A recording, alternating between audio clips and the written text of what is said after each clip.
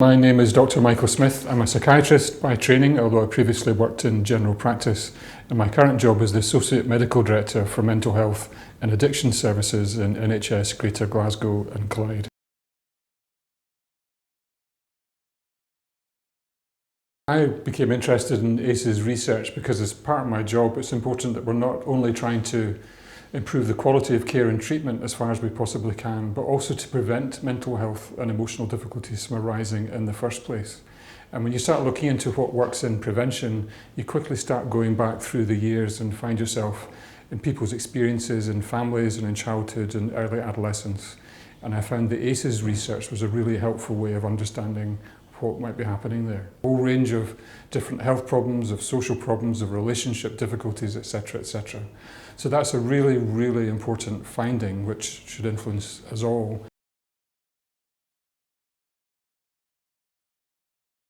There's other research that shows how important having support also is. So a trusted grown-up, it could be a teacher or a big sister or an auntie or a parent, who would always be there to offer you support and guidance.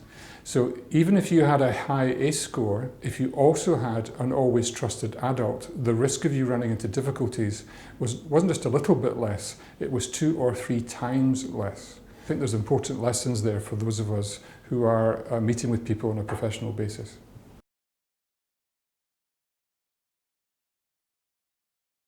The thing about ACEs which is really important is it's not just the very extreme trauma and adversity that's important, and I would include childhood abuse and neglect in that category, but lesser forms of adversity are also important and also have an impact.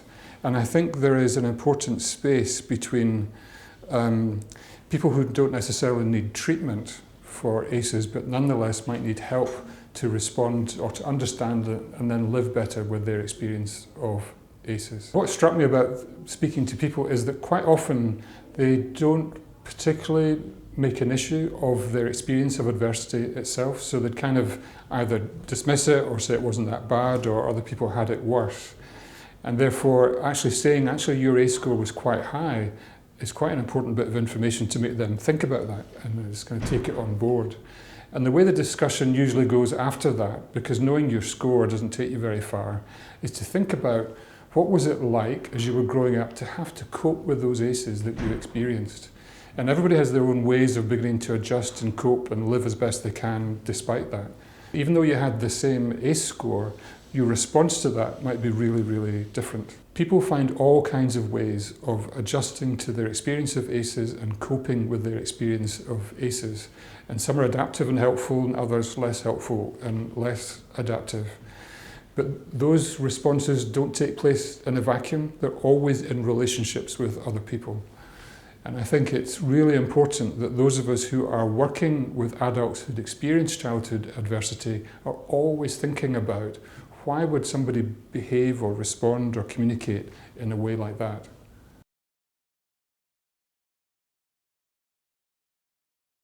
ACEs are really important not just because of the experiences themselves, which happened often many years ago, but for the way we respond to that and cope with that and bring that into everyday life. I think it's really important that all of us remember that ACEs affect just about half of people. So therefore, responding in an ACE-aware way or a trauma-sensitive way should just be the default way of behaving for all of us.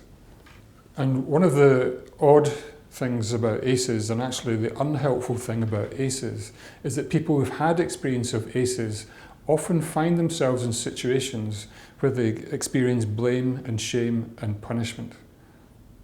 And we need to be always thoughtful, particularly in public service, that we are not doubling down on somebody's experience of adversity by making things worse in the present moment. Be curious about the reasons that that might have taken place, and also to be engaging or empathetic for the kinds of things that they might do.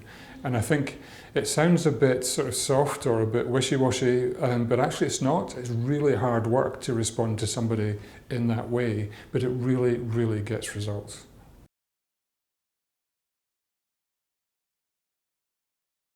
ACEs are a challenge to services because it makes us think about relationships. not just intimate or personal or work relationships, but the professional relationships that we often have with the people that we're trying to support and to help. And all relationships matter. And it's really important not to fall into the ACE-related trap of blaming, shaming or punishing people for stuff that they have experienced in the past. And instead to always try and think about not what's wrong with you, but instead what might have happened to you that let me understand the situation that you're in. Put that in the context of what are ACEs harming? What do ACEs stop you from doing? And there's a really neat approach called the capabilities approach, which sets out 10 things that all of us need to be able to do in order to live well and to reach our full potential. And those things would include stuff like being safe, which is obviously really important, bodily integrity, and having access to education and be able to develop our own abilities. But it also includes things like being in nature, even just having a pet, or affiliation, so being able to communicate and enjoy the company of others. And also, which I think is really important because ACEs are quite often a kind of disempowerment, is to be able to express your choice and make your voice heard in a political context or within our own communities. So I think when I think about ACEs, I don't just think about the negatives and the potential for harm. I'm trying to think of some of the positive capabilities that we should also be trying to encourage people to make the most of.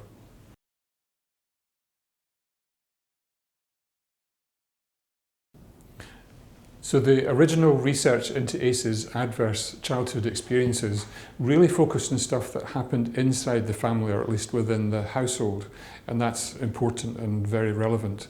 But lots of the work since then has looked at extending the original 10 ACE questions within the household to things that might have happened in the community. So some people say these are more like adverse community experiences.